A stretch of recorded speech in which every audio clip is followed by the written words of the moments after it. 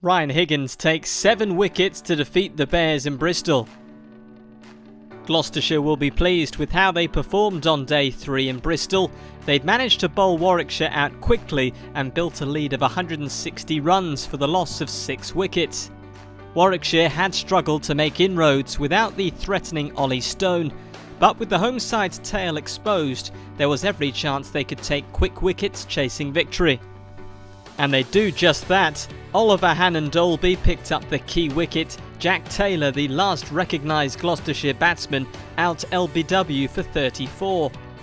But once again, the Bears were unable to build on their early momentum, with George Scott and Tom Smith content to keep the score ticking on.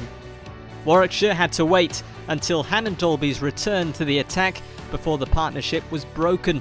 Tom Smith pinned LBW for his 10th of the match. Josh Shaw would score a runner ball 11 before he was bowled by Hannon-Dolby for his 5th of the innings and 2nd fifer in the match. The Bears bowler was on a roll. 4 balls later, he'd brought the Gloucestershire innings to an end. Taylor caught by Bresnan at slip for 8 and lunch called. That left the score 275 all out, setting Warwickshire a target of 239 to win in the 2 remaining sessions. Hannon-Dolby shone for the Bears, finishing with figures of 6 for 77 and career best match figures of 12 for 110. Warwickshire's chase got off to the worst possible start. In just the 3rd over, Ryan Higgins caused carnage. Yates was the first to go, a leading edge straight to Van Buren, seeing him depart for 2. 2 balls later, it was Haynes' turn to trudge back to the pavilion, out to leg before for a duck. And then with the final ball of the over, the veteran Ian Bell was removed, a fine edge through to Roderick, his ticket to an early bath. Matthew Lamb and Will Rhodes stemmed the flow of wickets, rebuilding the Bears' innings. They'd navigate their way to 50, Lamb bringing up the landmark with a shot down the ground for 4.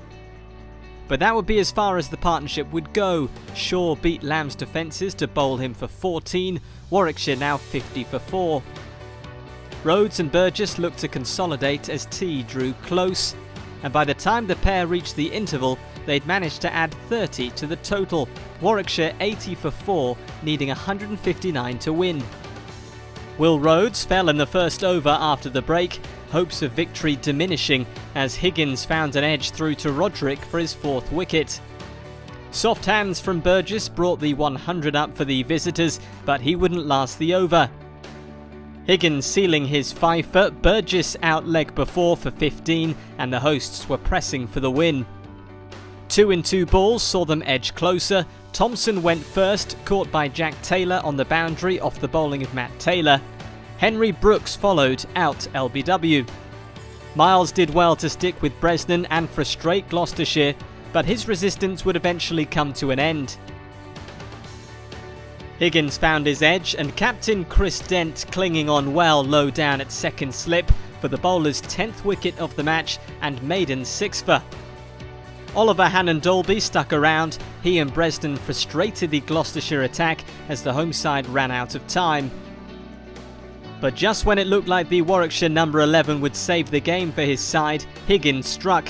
His 7th wicket of the game coming by way of a fine inside edge through to Roderick. It had been a close-fought game, but Gloucestershire had edged ahead with the ball. For all of Oliver Hannon-Dolby's heroics, Warwickshire's attack remains somewhat blunted without the absent Ollie Stone. A maiden 7-wicket haul for Ryan Higgins will live long in the memory. He'll look to take that form to Glamorgan next week, while Warwickshire will hope to get their campaign up and running against group leaders Somerset.